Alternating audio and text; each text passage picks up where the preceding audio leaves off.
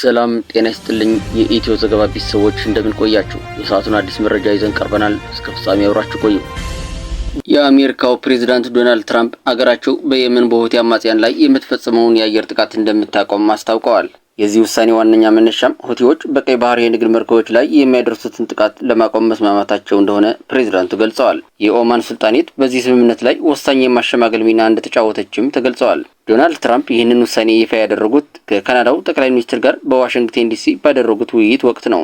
ፕሬዝዳንቱ እንዳሉት ሁቲዎች መዋጋት አይፈልጉም፣ እኛም ይህንን እናከብራለን። ስለዚህ የአየር ድብደባችንን እናቆማለን፣ እነሱም ጥቃት ማድረሳቸውን አቁመዋል በማለት የሁኔታውን ለውጥ አስረድተዋል። አክለውም በኦቫል ኦፊስ በሰጡት መግለጫ ሁቲዎች ካሁን በኋላ መርከቦች ላይ አይተኩሱም፣ ቢያንስ ለኛ እንደገለጹልን ካሁን በኋላ አይዋጉም። ነገር ግን የበለጠ ጠቃሚው ነገር ቃላቸውን አምነን መቀበላችን ነው ሲሉ የሁቲዎችን ቁርጠኝነት እንደተቀበሉ አመልክተዋል። ይህንን የትራምፕን መግለጫ ተከትሎ የኦማን የውጭ ጉዳይ ሚኒስትር ባድር አልቡሳይዲ ሁለቱም ወገኖች አንዱ በሌላው ላይ ጥቃት ላለመፈጸም መስማማታቸውን በማህበራዊ ትስስር ገጻቸው ላይ አስፍረዋል። ሚኒስትሩ አክለውም በባህሩ ላይ በሰላም የመንቀሳቀስ ነጻነትን ለማረጋገጥና የዓለም አቀፍ የንግድ መርከቦች ፍሰት የተሳለጠ እንዲሆን ስምምነት መደረሱን ገልጸዋል። አገራቸው ኦማን በኢራን የሚደገፉት የሁቲ አማጽያን በቀይ ባህር ላይ በሚንቀሳቀሱ የንግድ መርከቦች ላይ ጥቃት ላለመፈጸም እንዲስማሙ በማሸማገል ረገድ ከፍተኛ ጥረት ማድረጓንም አልቡሳይዲ ተናግረዋል። ይህ ስምምነት የአሜሪካ መርከቦችን ጨምሮ ሌሎች የዓለም አቀፍ የንግድ መርከቦች በቀይ ባህርም ሆነ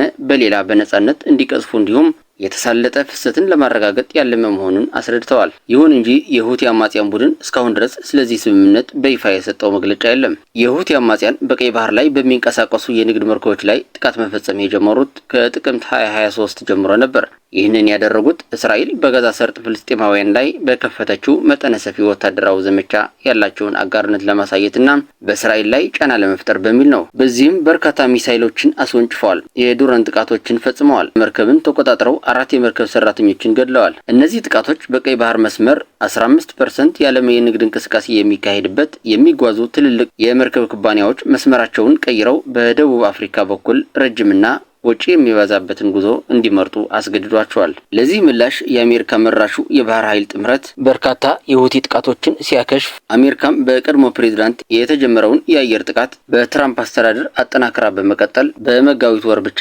በየመን ከ1000 በላይ ኢላማዎች ላይ ጥቃት መፈጸሟን የመከላከያ መስሪያ ቤቱ ገልጾ ነበር። ይህ በአሜሪካና በሁቲዎች መካከል የተደረሰው ስምምነት ከመገለጹ በፊት ባሉት ጊዜያት ግን ውጥረቱ ከፍተኛ ነበር። ባለፈው ሳምንት ሁቲዎች በሰሜን ምዕራብ የመን በሚገኝ የስደተኞች መጠለያ ላይ አሜሪካ በፈጸመችው የአየር ጥቃት 68 አፍሪካውያን ስደተኞች መገደላቸውን አስታውቀው ነበር። በተጨማሪም ሁቲዎች ወደ እስራኤል ሚሳይሎችን ማስወንጨፋቸውን የቀጠሉ ሲሆን እሁድ ዕለት የእስራኤል ዋና የአውሮፕላን ማረፊያ ተርሚናል መምታታቸው ተዘግቧል። ለዚህም ምላሽ እስራኤል ማክሰኞ ዕለት በየመን ዋና ከተማ ሰንዓ የሚገኘውን አውሮፕላን ማረፊያ በመደብደብ የአየር መንገዱ ሙሉ በሙሉ መውደሙን ተገልጸዋል። ከዚህም ባሻገር እስራኤል በሌሎች ጥቃቶች የኤሌክትሪክ ኃይል ማከፋፈያና የሲሚንቶ ፋብሪካ ማውደሟ እንዲሁም ሰኞ ዕለት በሁዳይዳ ወደብና በሌላ የሲሚንቶ ፋብሪካ ላይ ጥቃት መፈጸሟ ተገልጿል። በዶናልድ ትራምፕ ይፋ የተደረገው የአሜሪካ የአየር ጥቃት መቆምና በኦማን አሸማጋይነት ሁቲዎች በቀይ ባህር መርከቦች ላይ ጥቃት ላለመፈጸም መስማማት ታቸው በቀጠናው የነበረውን ውጥረት የማርገብ ተስፋን የሰጠ ቢሆንም የሁቲዎች ይፋው ምላሽ አለመኖርና